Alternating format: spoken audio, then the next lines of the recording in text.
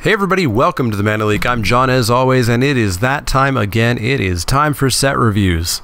Doesn't feel like it's been that long since we did Dominaria, and Dominaria was here for such a short time and was such an amazing format. But I'll continue to draft that whenever I get a chance. But for now, we're going to turn our sights towards M19, or Core Set 2019 as the official name is now. Before we jump into the set review, there are just a few disclaimers that you guys should know before you yell at me in the comments. Number one is that this is a limited set review. The grades, the discussions, everything that this video is going to be about draft and sealed. I am not talking about Commander or Brawl or Standard or Legacy or your pet format. A card could be the best Storm card we've ever seen in our lives, and it might get an F because we're only talking about limited. Disclaimer number two, I've not played with these cards, which actually is a little bit of a lie because of course core sets are a large number of reprints. So I actually have played with a large number of these cards, but I haven't played with these cards in this set yet. So these are simply the way that I'm going to be approaching these cards at week one. This is how I am going to sit down at pre-release and build my sealed deck. This is how I'm going to sit down on MTGO the first day that drafts come out and draft these cards. It might change over time, but this is my day one approach to these cards. Finally, disclaimer number three, these are my opinions. The best sets have wildly varying opinions. Dominaria was a great example of this. There are cards, Navigator's Compass, that some people think are playable and other people think are unplayable, and nobody's exactly right. So I want to hear your opinions. What cards do you agree with me, disagree with me in the comments below? I do these to spur discussions. My favorite set review videos have been the ones where I've seen a bunch of people talking amongst themselves in the comments below. So use those comments and discuss the ratings. But let's get on into the white cards of Core Set 2019. Up first is Aegis of the Heavens. Aegis of the Heavens is 1 and a white for an instant add-on common. Target creature gets +1/+7 until end of turn. That's a combat trick, but it's not actually a good one. Seeing that 7 toughness for 2 mana probably sounds absolutely amazing, but imagine if this card said, target creature gains indestructible until end of turn. Doesn't sound that good, now does it? We've seen combat tricks like that. I'm thinking of the Getaway, where you made it indestructible and made a 1/1 servo from Kaladesh block. Wasn't that good, and this doesn't even protect against destroy removal. It only protects against burn removal. Aegis of the Heavens just doesn't seem that good to me. I think a lot of people are going to be blinded by that +7 and not realize that it actually doesn't mean that much, and this probably isn't really worth a combat trick slot in your deck. I'm going to put it at a C-. I think D+ is probably a little bit more correct though. So D+ for Aegis of the Heavens.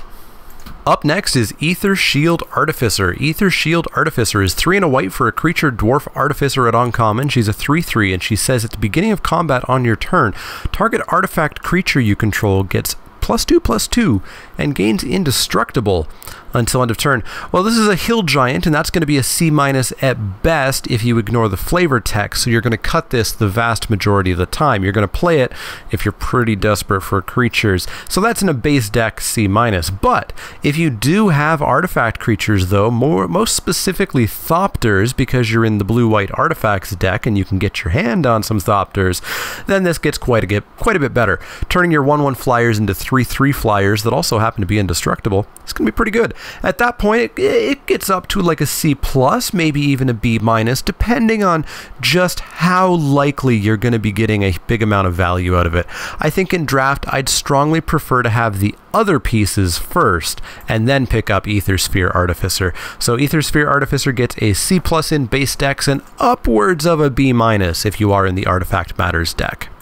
Up next, at card number 3, we are already into a Planeswalker. There's a bunch of Planeswalkers in this set, guys. This is a Ajani, Adversary of Tyrants. Ajani, Adversary of Tyrants is 2 white for a legendary Planeswalker Ajani at Mythic. He starts with 4 loyalty counters. For his +1, you can put a +1/+1 counter on each of up to 2 target creatures. -2, return target creature card with converted mana cost 2 or less from your graveyard to the battlefield. And for -7, you get an emblem with, at the beginning of your end step, create 3 1/1 white cat creature tokens with lifelink. Ajani is just a slam dunk a limited Planeswalker. He doesn't end the game immediately, and he doesn't even really protect himself unless you do have a 2-drop in your graveyard to bring back.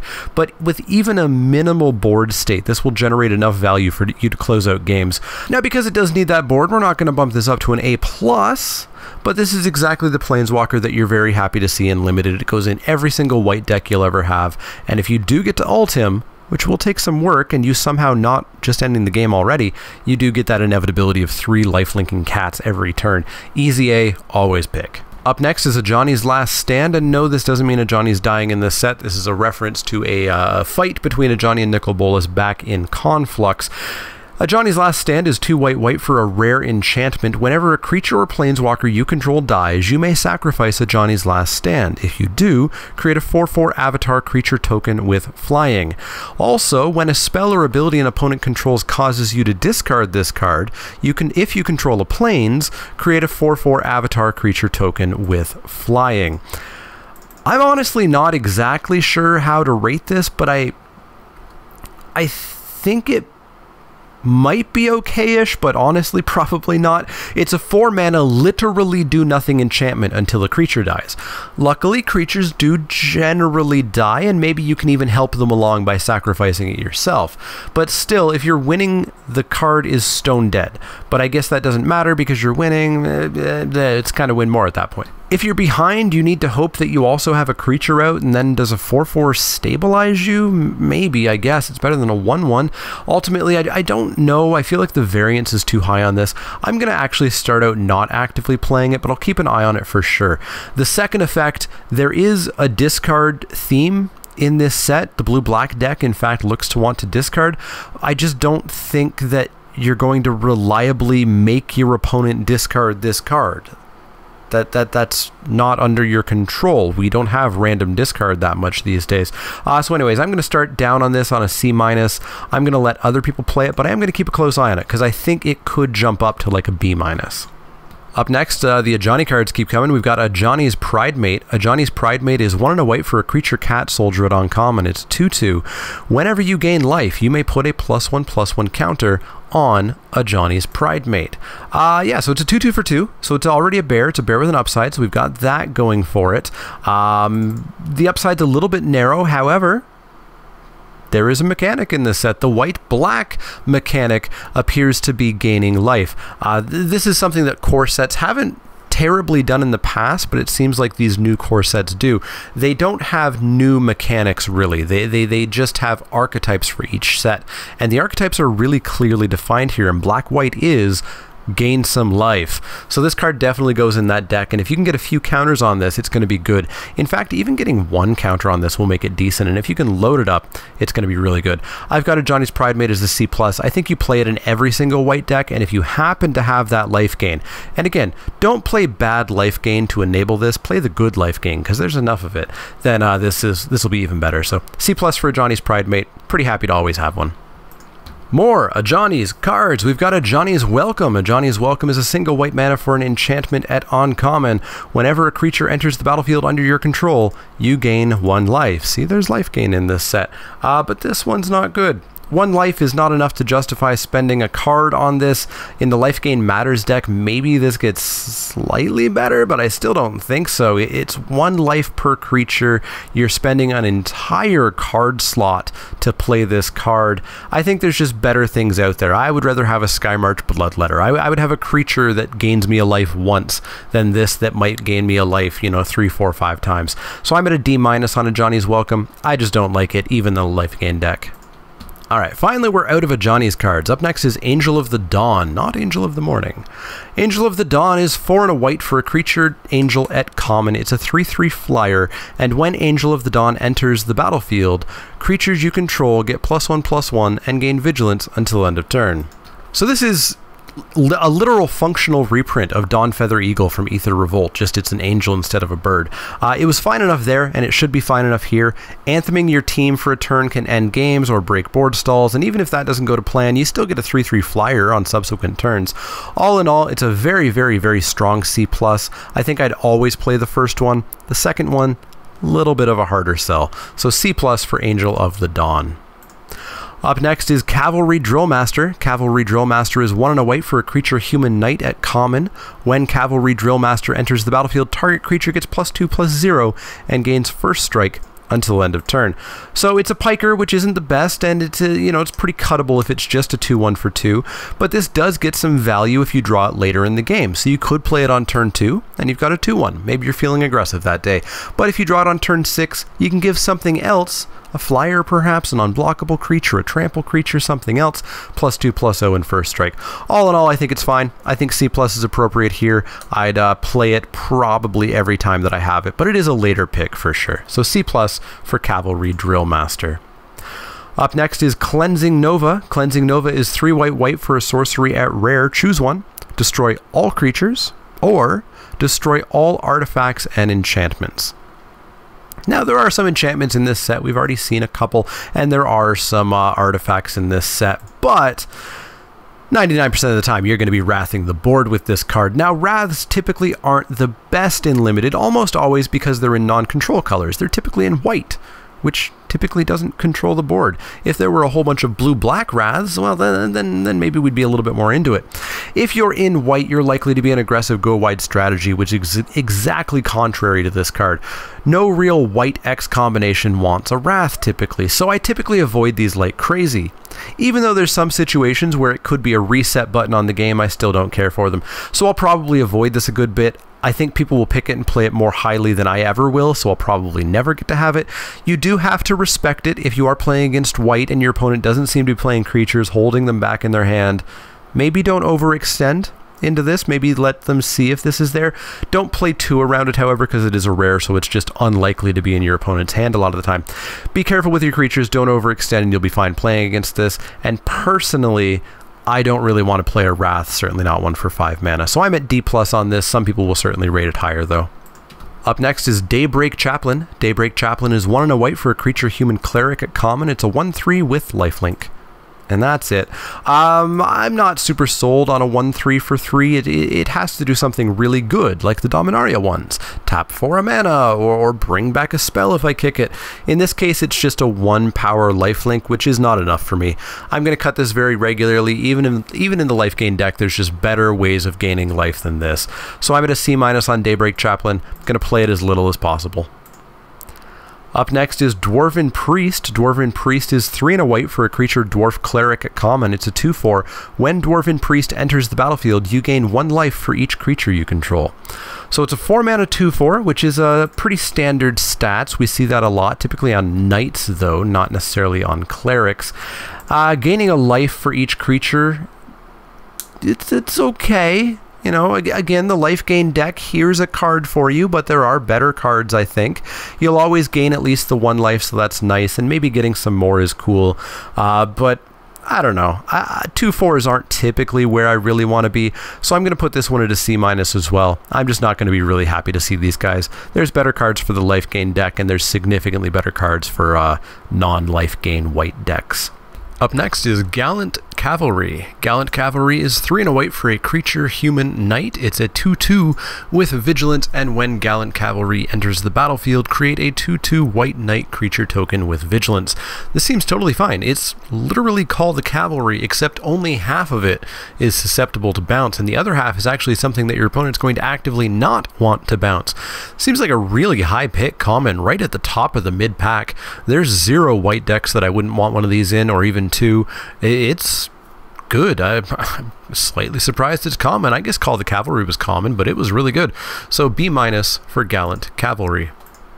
Herald of Faith is up next. Herald of Faith is 3 white for a creature angel at uncommon. She's a 4/3 flying, and whenever Herald of Fate attacks, you gain 2 life.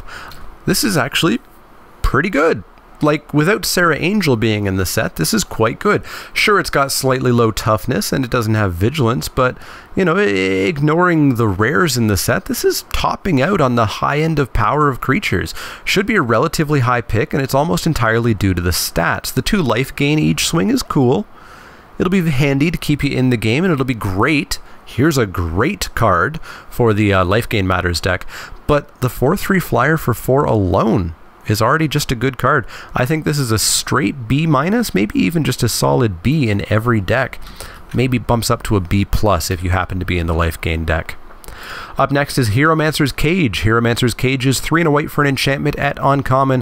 When Hieromancer's Cage enters the battlefield, exile target non-land permanent an opponent controls until Hieromancer's Cage leaves the battlefield. So this is a super fixed Oblivion Ring. It's not 2 paragraphs, that means you can't do any flicker shenanigans, and it only hits opponents' permanents, so you can't even draw the game accidentally with 3 Oblivion Rings on the field, and it costs 1 more for all of those restrictions. That doesn't matter. It's still an exceptionally good card. It's still going to be a first pick card. You're going to be happy with as many of these as you can get your hand on. Very, very easy A-, first pick in many packs. Up next is Inspired Charge. Inspired Charge is 2 white for an instant at common. Creatures you control get +2/+1 until end of turn. Well, this is only really good if you're in a very go-wide deck. A deck that wants to play a 1-drop and then a 2-drop and then a 2-drop and a 1-drop and then a 3-drop that makes 2 1/1s or something like that. You want to flood the board, Inspired Charge, kill them. Luckily, there happens to be an archetype for that in M19. Red-white is really into going super wide, and in fact white in general is into going super wide. You could probably put together decks in other color combinations where this still would be pretty decent, but red-white's certainly going to be the big home, especially since Inspired Charge's best friend Trumpet Blast is also in the set. The toughness boost here doesn't really matter compared to Trumpet Blast because you should be using this when you're going to win the game. The game is going to end when you play this card. Do not play this card just to get in a bit of extra damage if it's not ending the game. It's a waste of this card. So who cares if the creatures are living through the attack? Generally, don't play this unless you are in that go-wide deck. If you are, I think you'll probably be better serviced by Trumpet Blast, but Inspired Charge is there in case you need it. So it's like a D- in any deck that's not going wide, and it's kind of like a C in the decks that are going wide. Trumpet Blast is going to be better though. Up next is Invoke the Divine. We just played with this quite a bit in Dominaria. Invoke the Divine is 2 and a white for an instant at common. Destroy target artifact or enchantment. You gain 4 life. There are artifacts. There's an artifact deck in this format. There are enchantments. There might be an enchantment deck, kind of, sort of, in the format, but not really. But there's just not enough for me to think that you're going to main deck this card here. There's not sagas in every single color. There's not a huge amount of artifacts in order to enable the Historic Matters theme or anything like that. So I think Invoke the Divine falls back to the sideboard only D+ grade. I don't think you main deck these like you do in Dominaria. Up next is Isolate. Isolate is a single white mana for an instant at rare. Exile target permanent with converted mana cost 1. This is a big, great, big, gigantic no. This is constructed tech only. This is for, I don't know, maybe even Legacy or Vintage will want to play this. Who knows? There's just not that many 1-drops that you're going to care about in this limited format. This is a straight F. It's a rare that you're going to open and just feel horrible because it's not going to help you win that sealed or that draft, and you're going to pass it. Straight F. Up next is Knight of the Tusk. Knight of the Tusk is 4 white for a creature human knight at common. It's a 3/7 with vigilance.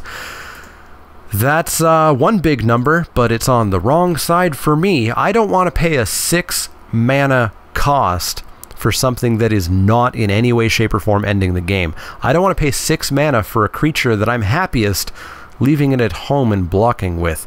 Yeah, this isn't for me. I never really want to play this. I have it at a D. It doesn't come down early enough to save you from the aggressive decks. It doesn't do anything late enough in the game to win against any decks. A D for Knight of the Tusk. Knight's Pledge is up next. Knight's Pledge is 1 and a white for an enchantment aura at common. Enchant creature. Enchanted creature gets +2/+2. No flying, no menace, no nothing, just +2/+2, and that's not really good enough for me. This is really weak. If it had flash, it'd be pretty good, but without that or anything else, I want to cut this as regularly as humanly possible. C- only because I know I'll sometimes need to play this because I have a bad draft deck and I gotta win by hoping this creature lives, but in generally this creature's gonna die quite a bit and it's much more of a D. Be careful with Knight's Pledge. It looks a lot like cards that have been pretty good in the past couple of formats, but it is not one of those cards at all. So D for Knight's Pledge. Knightly Valor is back, and boy, if you haven't seen Knightly Valor before, let me talk about that. 4 and a white for an enchantment aura at uncommon. When Knightly Valor enters the battlefield, create a 2/2 white knight creature token with vigilance. Enchanted creature gets +2/+2 and has vigilance. This must be awful, right? It's an aura, it's 5 mana, it's expensive. Why is it uncommon, though? It's uncommon because it's actually really good. Knightly Valor kind of came out of nowhere in Ravnica and was dismissed and then turned out to actually be really good. Getting that 2/2 knight really softens the blow of getting your enchanted creature removed, bounced, etc. If that doesn't happen, you have a creature that's 2/2 bigger plus vigilance and a 2/2 vigilance. If the creature does get bounced, killed, whatever, you still have that 2/2 vigilance token.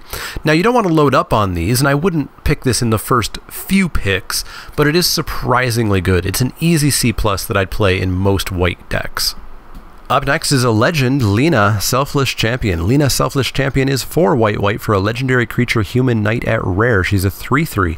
When Lina, Selfless Champion enters the battlefield, create a 1/1 white soldier creature token for each non-token creature you control. Sacrifice Lina. Creatures you control with power less than Lina's power gain indestructible until end of turn. Now here's your white weenie massive payoff. Flood the board with some creatures. Your 1-drop, your 2-drop, your 2-drop, then your 1-drop, then your 3-drop that makes tokens, which actually don't count for this. And then play Lina and maybe double the size of your board? Double the size if it's only non-token creatures? That's insane. Slap on an Inspired Charge or a Trumpet Blast and that's going to be game over really quick. Then if you do need, you can sack Lina and give probably your team indestructible if you are playing a white weenie deck and don't have anything over 3 power. Lina seems great, obviously a bit of a build around, but quite okay on her own as well. I'll first pick her and go into white weenies any day. B+ for Lina, Selfless Champion. Up next is Leek Vanguard. Leek Vanguard is a single white mana for a creature cat soldier at uncommon. It's a 1/1.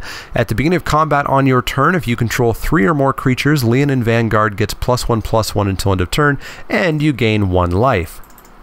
This is an actually okay 1/1 for 1, because if you are in the white weenie deck, if you are flooding the board, this will be a 2/2 pretty quickly on attacks. It's not a high pick, but you'll be happy to have 1 or 2 of these in that deck specifically.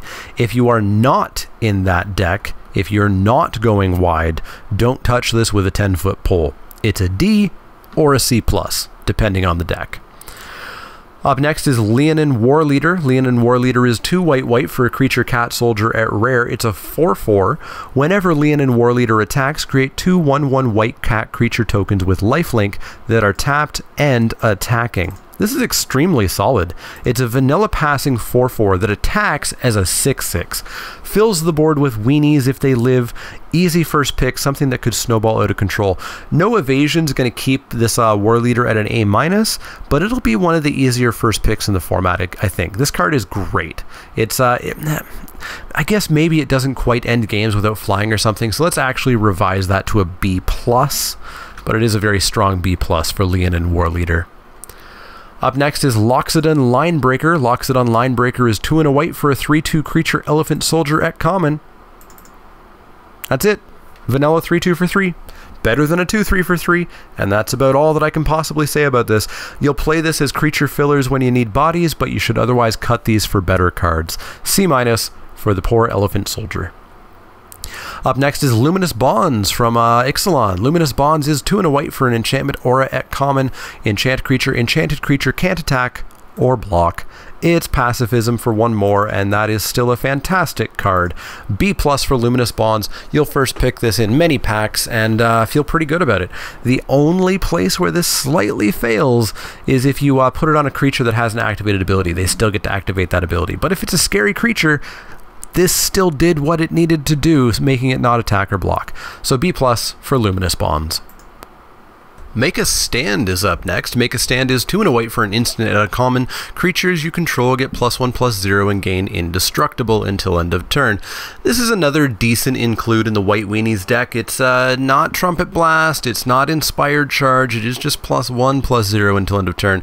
But giving your team indestructible will at least let them live through the turn. I think you do use this a little bit more defensively or a little bit more to get in damage, as opposed to Trumpet Blast and Inspired Charge, which you should only only be using when you are ending the game with them.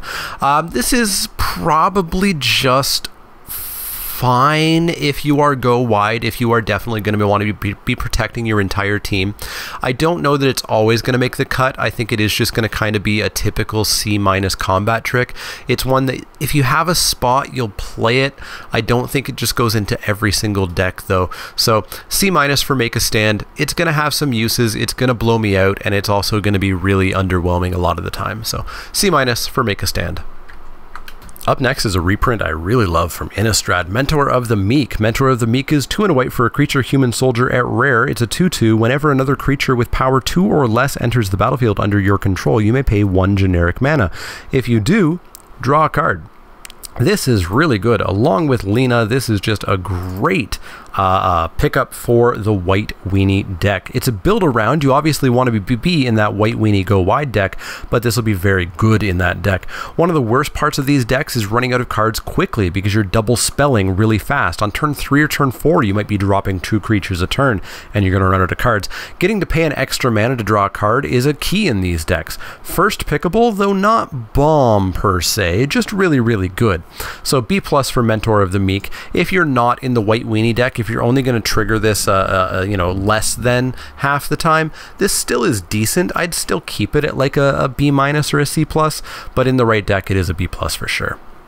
Up next is Mighty Leap. Mighty Leap is 1 and a white for an instant at common. Target creature gets +2/+2 and gains flying until end of turn. It's a run-of-the-mill combat trick, maybe slightly better than most because the flying can be used to end games with big beefy creatures.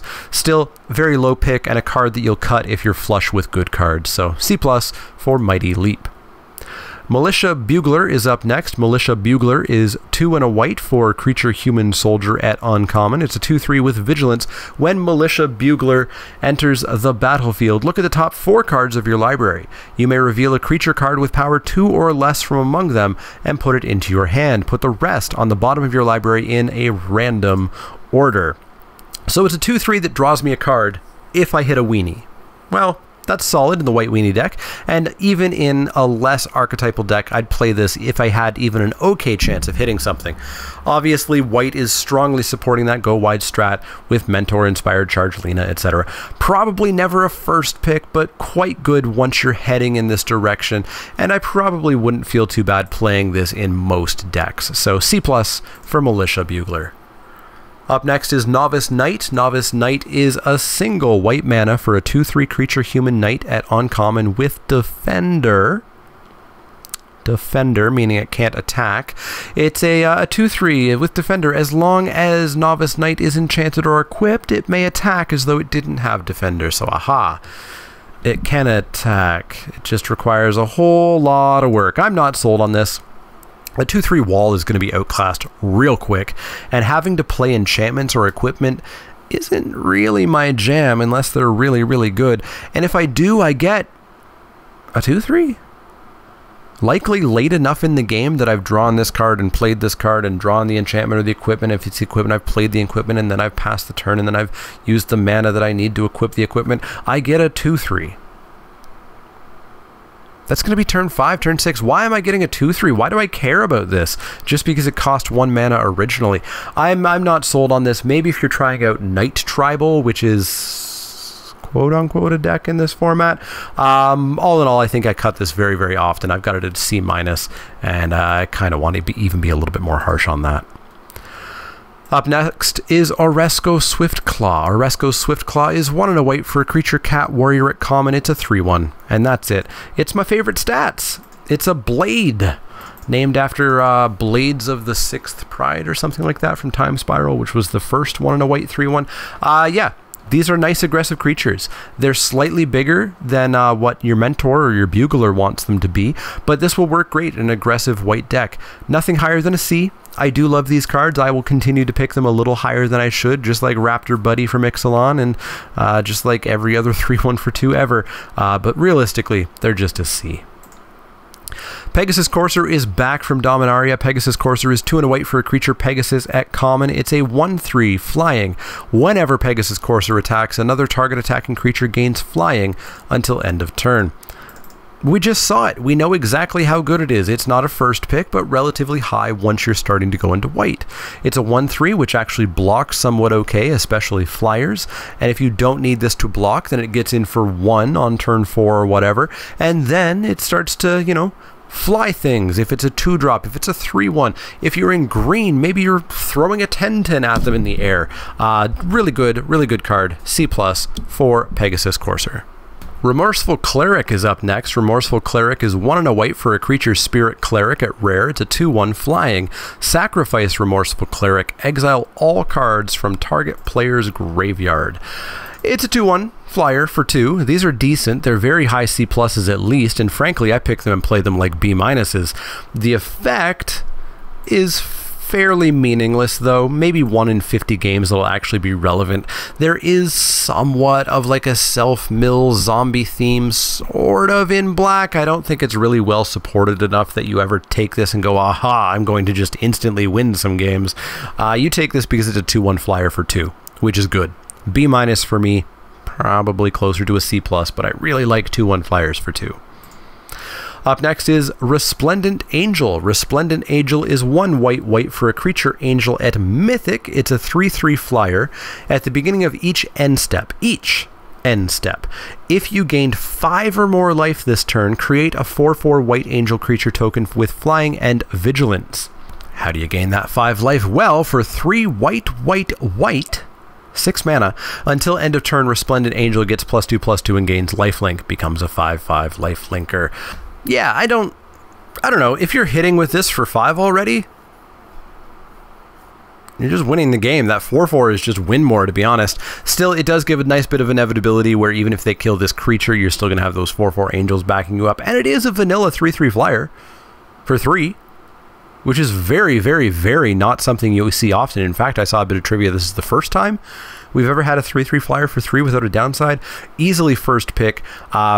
Probably just a straight A. It's got evasion. It's going to end the game just by being a 3/3 flyer. If you do get those angels, it's really going to end the game. So, yeah, I think Resplendent Angel is just going to be a solid A. She might even be an A+. Convince me on that. Solid A for now for Resplendent Angel. Up next is Revitalize. Revitalize is 1 and a white for an instant at common. You gain 3 life. Draw a card. F, no, don't play it. It does nothing. Yes, there's a life gain deck, but there's so many better things that gain you life than this card. This is a waste of a card. Yes, it draws you a card, but it's a waste of a card slot. Card slots are important. Don't play Revitalize. Straight F. Up next is Rustwing Falcon. Rustwing Falcon is a single white mana for a creature bird at common. It's a 1/2 flyer. Suntail Hawk got an upgrade. Still doesn't make it any better. It has a home, I guess, in the White Weenie deck where it's a 1-drop, so with Inspired Charge, it's a 3/3 flyer for a turn. Maybe you can get some counters on it with a Johnny or something. Unlike most White Weenie cards, though, I don't think you should ever play this in any other decks. Resco Swiftclaw, I'll play in a not White Weenie deck. You know, other little White Weenies, Mentor of the Meek, I'll play not in a White Weenie deck, but this card, you got to be that go wide deck to even consider playing this, I think. Everywhere else should cut it very regularly. It just does stone nothing. I don't care that it costs 1. It costs you a card. So D- in most decks. White Weenie deck, it's like, I don't know, C feels strong. So let's go with C-. Up next is Shieldmare, the first of the 6-card horse cycle that we'll see. Shieldmare is 1 white for a creature horse at uncommon. It's a 2/3. Shieldmare can't be blocked by red creatures. When Shieldmare enters the battlefield or becomes the target of a spell or ability an opponent controls, you gain 3 life. It's a harder to cast 3-mana 2/3, which isn't really my jam. And gaining 3 life doesn't do much for me outside of the Life Gain Matters deck, where your opponent controls whether you gain that life or not. I think I generally just leave this in my sideboard until I'm against red, and then I side it in. I wouldn't feel horrible playing it as a creature, but at like a C- level. So I think it's like a C+ in the right deck, C- in other decks. So C-, C+ for Shieldmare. Up next is Star-Crowned Stag. Unfortunately, we did not get an elk cycle. We just got the horse cycle. Star-Crowned Stag is 3 and a white for a creature elk at common. It's a 3/3. Whenever Star-Crowned Stag attacks, tap target creature defending player controls. This card's pretty good. Sign me up. It's a hill giant, which is typically okay enough in a core set limited. You still prefer not to play them, but tapping something on every attack is a very good effect, and almost becoming the elk effect. This was Heliod's Emissaries effect, which was also an elk. Why do they tap things? I don't know. I'll pick this very highly. It would have to be a pretty awful pack for me to first pick it, I think, but if there was no removal or bombs, I'd be pretty happy with this. Honestly, little shocked it's at common. This feels like a bit of an uncommon, so I'm at a B- on Star-Crowned Stag. Up next is Sun Cleanser. Sun Cleanser is 1 and a white for a creature human cleric at rare. It's a 1/4. When Sun Cleanser enters the battlefield, choose 1. Remove all counters from target creature. It can't have counters put on it for as long as Sun Cleanser remains on the battlefield, or target opponent loses all counters. That player can't get counters for as long as Sun Cleanser remains on the battlefield. Well, players aren't getting counters in this format. There's no energy. There's no infect. Why would you take infect off your opponent? Don't know. So we're only choosing the first one, and the first one isn't even really that good. There's not really that many counters that you're going to be super caring about, nor are there that many ways to recur counters on the same creature. So this is a constructed card. This is to hit energy in standard. This is to hit Winding Constrictor, maybe? I don't know. It's to hit something that we're not caring about in limited. This is a 1/4 for 1, which I'm not really interested in. Maybe as a C-. Maybe it comes in if I desperately need to live. But C- really, actually C- isn't even corrected for what I just described. It is more of a D-. So D- for Sun Cleanser. Up next is Take Vengeance. Take Vengeance is 1 and a white for a sorcery at common. Destroy target tapped creature. Just kill it. This is not the best. It's sorcery speed, which means that creature tapped, attacked you, hit you, and then on your turn you finally get to kill it. It's not where you want to kill things, but combos with the elk, combos with Star-Crowned Stag, that's actually really good. But this is not premium removal. It's probably not first pickable in most packs, and I don't think you really want to load up on these because you're basically demanding that your opponent freely attack you in order for you to actually kill their creatures, which is not where you want to be. Still probably like a B+, but that is pretty low for removal, you gotta say. So B-, sorry, I said B+, B- for Take Vengeance. Up next is Trusty Pack Beast. Trusty Pack Beast is 2 and a white for a creature beast at common. It's a 2/3. When Trusty Pack Beast enters the battlefield, return target artifact card from your graveyard to your hand. It's a 2/3 for 3, and I don't think the artifacts are going to end up in the graveyard all that much. So unless you've got an amazing artifact creature that you're looking to recur or something, I don't think you're playing this very much. Very filler, very replaceable. C- for Trusty Pack Beast. And the final card for today for white is Valiant Knight. Valiant Knight is 3 and a white for a creature human knight at rare. It's a 3/4 for 4, not a 2/4 for 4. Other knights you control get +1/+1. Pay 3 white, and knights you control gain double strike until end of turn. Unfortunately, this is a holdover from Dominaria, I assume. In fact, I think I feel like I heard them say that somewhere. And this will mean more for constructed than for limited. There are knights here in white, sure, but there's not really enough to say that there's a knight deck. Still, if you can get a handful of them, antheming them is going to be good, and then double striking them will be pretty decent as well. But I don't think you're getting anything that would be truly called a knight deck. Luckily, the fail case on this card is not that bad. It is a 3/4 for 4, which is slightly under cost. It's not quite a 4/4. We do have some 4/4s for 4 in this set, but you're not going to be too upset. I would not go out of my way to play this if I didn't have at least 3 or 4 knights, but if I did have 3 or 4 knights, I'd be fairly happy with this. All in all, I think it's probably around like a a C+, and then if you do have enough of the knights, it might even go up to a B. If you can actually pull off a knight deck, maybe it is a flat-out B, but unfortunately a number of the knights aren't really things I want, like Knight of the Tusk, for example. But on the other hand, we do have Gallant Cavalry, which I think is going to be great, and you'll get 2 knights out of that, plus knightly valor. So we'll see. I don't think it's going to be a deck exactly. I think it's going to be more of a sub-theme. So C+/B for Valiant Knight.